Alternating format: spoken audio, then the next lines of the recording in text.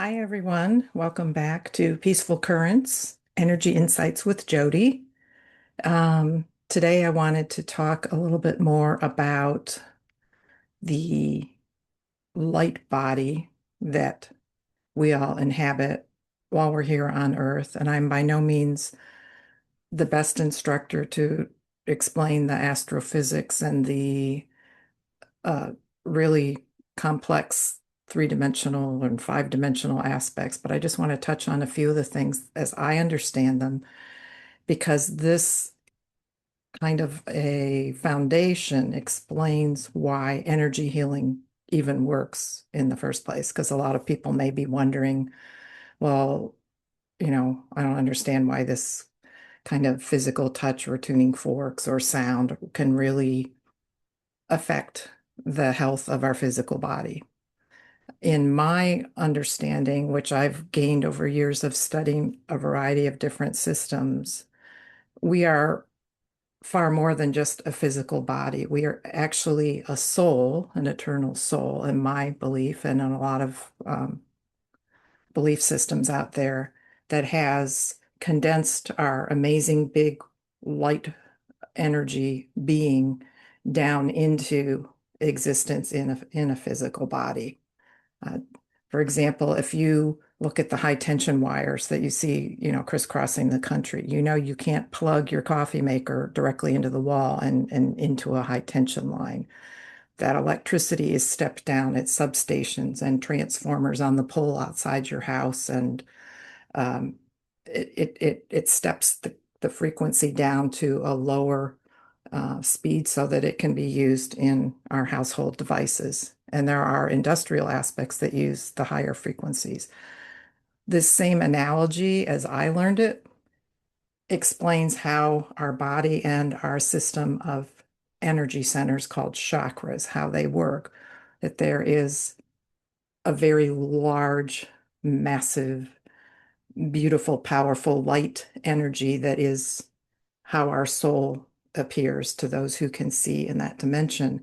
And we've stepped it down in through the human body, and it comes in through our crown chakra to various energy centers in the body that each resonate at a little bit lower frequency to ultimately allow that soul to function through this body, like to inhabit this physical body, which is why the real simple way to look at this kind of a system is that we are a spiritual being, and we've chosen to have a physical experience, a human experience.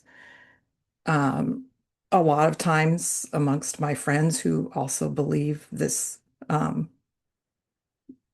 system is what runs all of our bodies, sometimes we wonder, well, why would we choose this? If we're this big, vast, amazing, perfect light energy being, why would you want to come into Earth? Because it's hard here. It's tricky. It's painful sometimes. We suffer. We don't have a remembrance of who we all actually are until we start to really tune in and be still and recognize that, which is part of the attraction of being in a body on Earth, is you get to have this experience. I read something yesterday from a Facebook posting. Some of you may have heard of Bashar. He's a person who channels spiritual wisdom and beliefs, whether you believe them or not. He does have a following.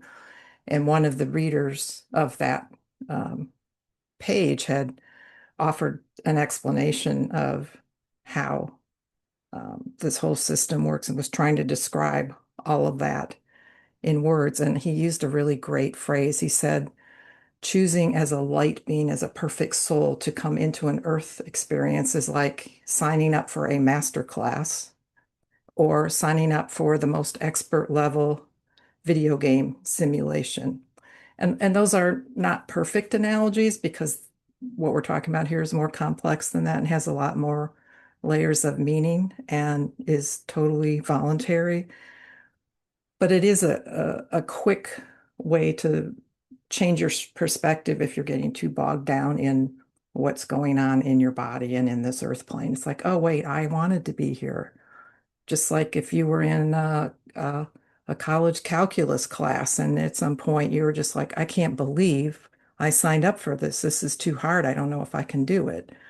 It's that same kind of analogy. Well, you chose to do it. You can, not do it. You can fail it. It's up to you what you choose to do with it, but there was free will when you chose to do this. So I got this new t-shirt. I rarely wear t-shirts. I don't think these kind of necklines are flattering for me. I like a V-neck, but I couldn't resist this one. Galactic Exchange Student, Earth Campus. I just thought I kept seeing it and ignoring it and finally was like, I've got to buy that t-shirt. I really like that because not only have we chosen as a soul to come into this earth existence, but I feel we're multidimensional and from the entire infinity of all that is, not just this solar system or this galaxy, and that there are other dimensions of experience connected with other planets and other solar systems and galaxies.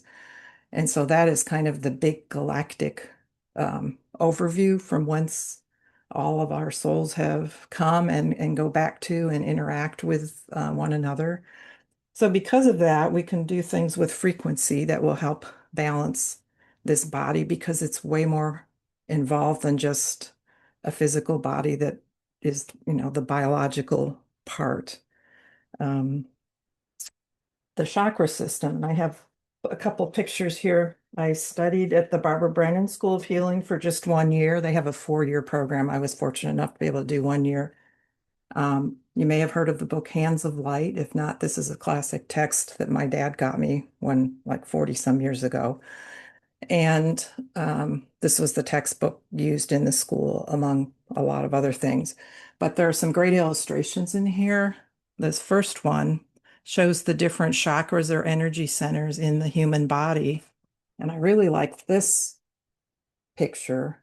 Whoops, let me turn sideways because it shows the chakras of the client who's laying on the table, but it also shows the chakras of the energy practitioner who's working with them. And you can see that the chakras are like spinning wheels. Maybe you can see that from the picture, spinning energy wheels that are stepping down the energy. And they are like radiating out and spinning both in the front and the back of your body. They aren't just inside, they extend outward. And there are different layers of your energy field that they're operating in. So you can have possible blockages or slowdowns within one of these or more than one of these centers, as well as in different layers of the whole energy field that um, surrounds you and that actually creates the blueprint for your body.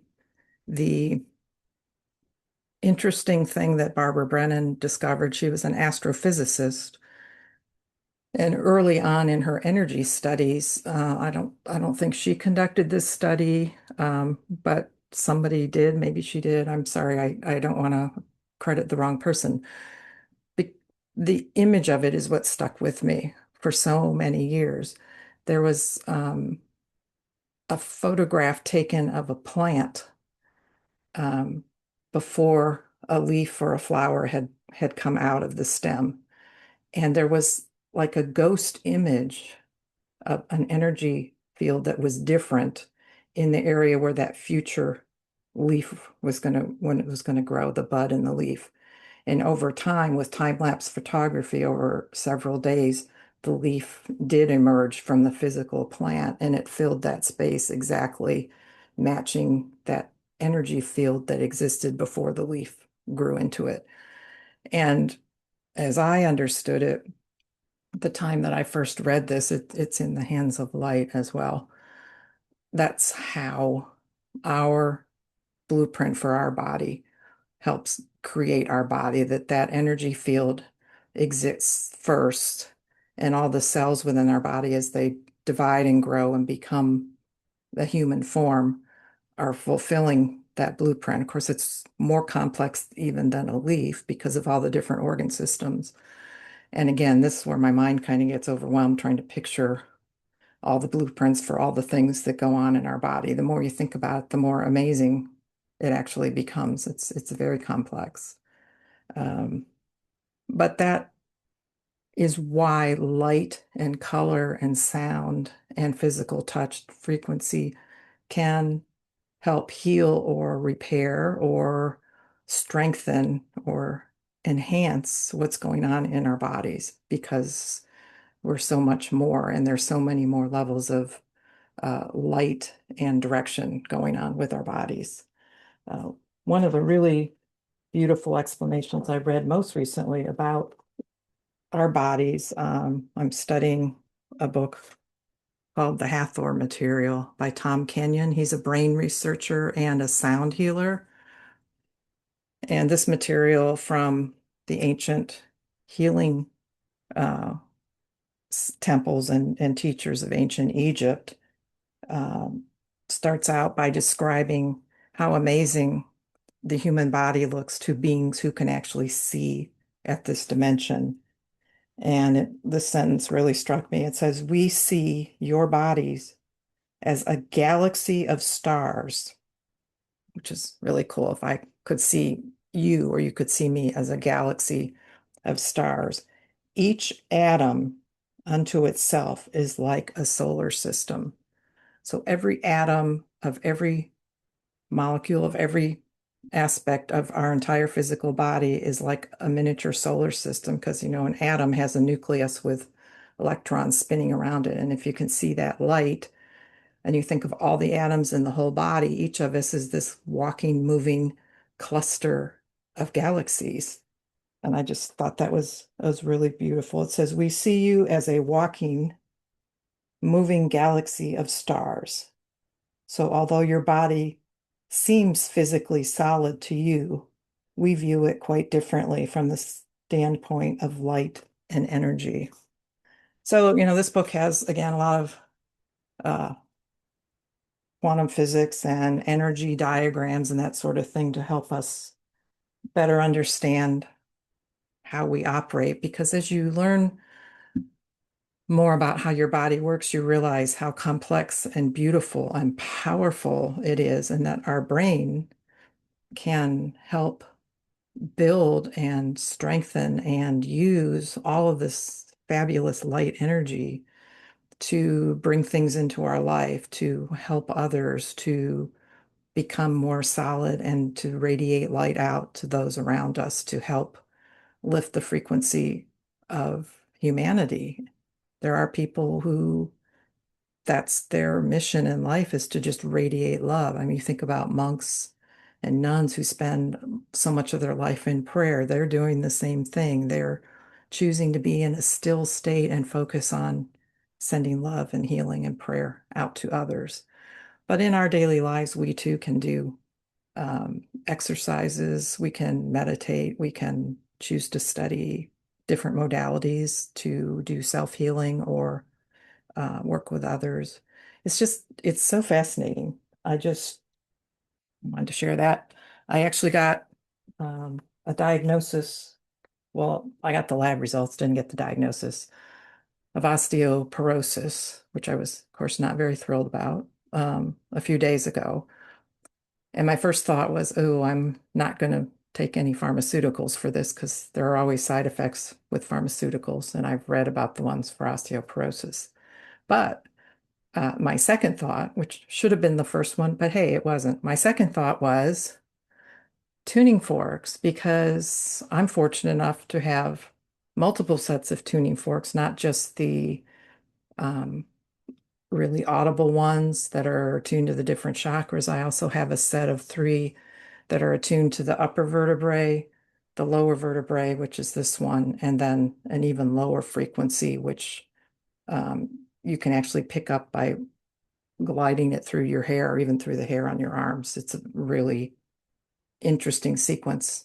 But this is the one that's for the lower spine. And since that's where my bone density issue I see it healed and perfect now, but where it was showing up on the report as needing the most energy attention, I'm going to be using this tuning fork. It's a weighted one, so you just hit it like this and you can see it's vibrating. I think you can see it's vibrating. And you hit it like that and put the stem on whatever location you want to use. Now, it's a little awkward to put it on my low back. I'm doing it in bed at night before I go to sleep. But you can also put it anywhere on any bony structure that's near the surface, and it'll go through your whole skeletal system. So this morning, when I woke up, I decided to just use it on the side of the heel of my foot, because if you look at foot reflexology charts, the inside edge of each foot is a map of the spine, with your heel being the sacrum, and the lower lumbar vertebrae are all in that heel zone. If you move all the way up the curve to like the knob of your big toe, for lack of a better anatomical term, that's the equivalent of a reflexology point for your shoulder, and then all the way up to the top of the big toe is related to your head. So I thought, I'm going to hit this and I'm going to apply it to my heels and let the energy go through the reflexology system of the body to that part of my lower back as well. And I am very confident that all of those numbers are going to change as I pay attention, of course, to my diet and my exercise, as well as energetic healing techniques and the visualization of seeing that blueprint of my body having divine perfection for that zone that's uh, temporarily has showed up with some density issues. Anything that we can bring our attention to, we can learn from and learn to modify, in my opinion. So that's what I'm going to be focusing on. If you want to learn more about the chakra system, the Barbara Brennan book is excellent. It may be a little bit too intense and too complex, so there are probably thousands of books out there if you're interested in learning a little bit more about the chakras. In Reiki class, you learn hand positions for each of the chakras and a lot of other systems as well. There are uh, crystals and jewelry that you can buy that have the colors that are most commonly associated with each of the chakras, going from red, orange, yellow, green, blue, indigo, purple, white. There's some variations, and whatever feels good for you can work. The idea is just to acknowledge the energy centers and the field of energy that's around us that helps uh, build the body that we're in, and how to make corrections in it through vibrational healing. Very cool stuff.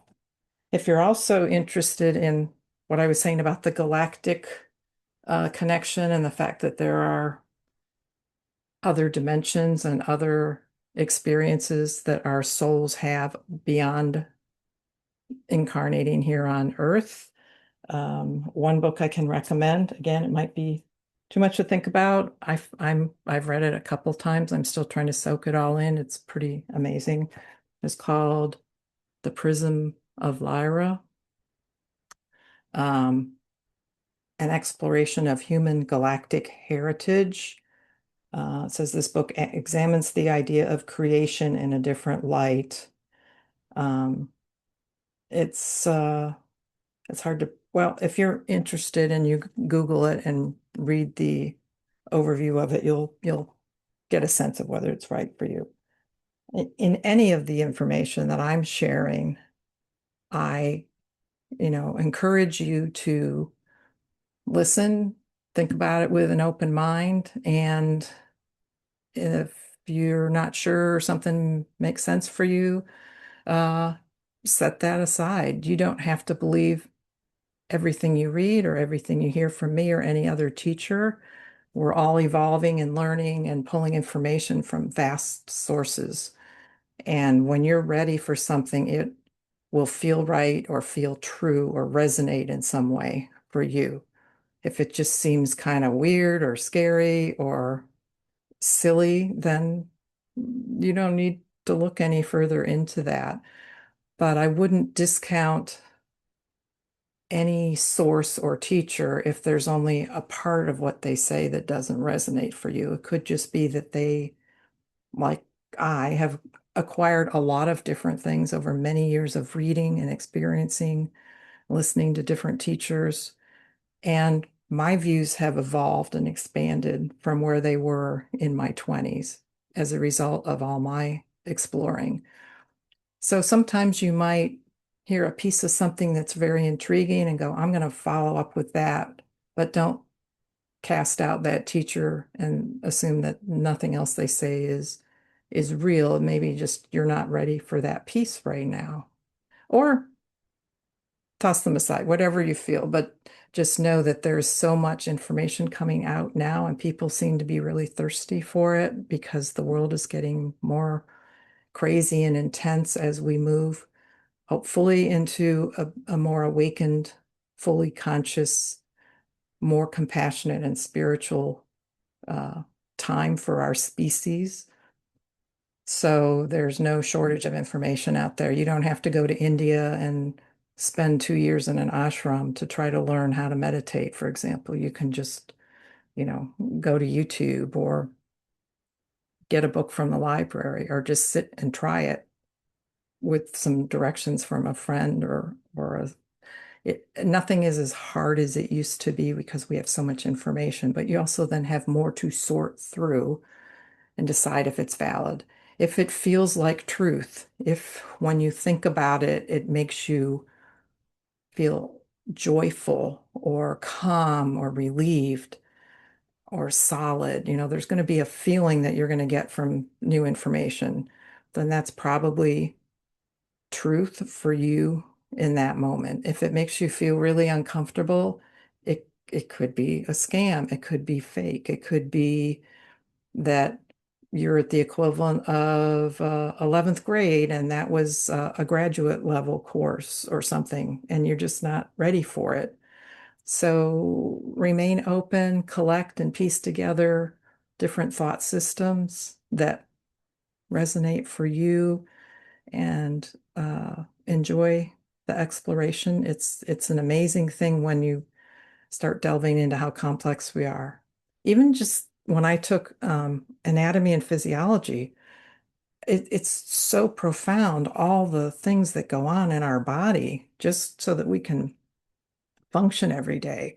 All the chemical reactions at the cellular level within all the different systems, balancing the salt and the sugar and the processing of the food and the rebuilding of everything, tearing down and rebuilding of cells that's going on in all the cells of our body every day. Like it's just an incredible vehicle that we're inhabiting right now. So enjoy the journey. Hope that was all um, interesting and new for all of you. And to kind of round off this session, I'm going to grab my deck of Northern Light cards, shuffle them a little bit, and spread them out here next to me and just pull a card for today. This is the one that's calling to me. Spirit guide. And I believe we all have spirit guides that are with us, helping us on this journey that we can talk to, um, as well as being able to connect if we're desiring to do so with departed loved ones and teachers and friends. Um, I am not a psychic medium, but I definitely feel I can talk to friends and family who have passed on. I mean, they're not completely gone, but our spirit guides are always in spiritual form and with us here in this lifetime to help us on our path. I mean, you might want to call them a guardian angel, or just not even give it a, a body or an imagery of being a being. You might just want to call it your inner wisdom. But it's a divine inspiration and a divine voice that you feel connected to, that's bringing you ideas or answers to questions. Spirit guides do not force you to do anything. They gently nudge you, and then sometimes if it's really important and you keep asking for help and you're ignoring the inspiration or the idea they're giving you, they may get a little more persistent to try to reach you, but you have to be receptive. You have to choose to tune in and listen. Um, by pulling this card today, I think it's just a reminder we should all stay open to thoughts and ideas that are coming into our life as we're on this journey, and maybe a new spirit guide. There are people who can connect with these other dimensions of beings who can maybe see your spirit guides, who suggest that we all have multiple spirit guides and maybe different ones at different times in our life that are going to help us, whether we're when we're kids versus when we're an adult running a business versus when we're a spiritual seeker later in life. That you can have multiple guides, just as you can have multiple team members for different topics or areas of your life. Um, it's it's exciting to think about this broader, more layered dimensional experience that's out there, that we're multi-dimensional, or not just a physical body, because as you know, we've got consciousness and we've got um, we can direct things in our life. It's like we're not just a biological being. So those are just some thoughts about the energy running through us. Try to stay grounded as you do this exploration and listen and feel and know within your body whether the information you're receiving is true for you and useful at this time, and continue to enjoy the journey. And thank you for spending time listening today. I will talk to you later.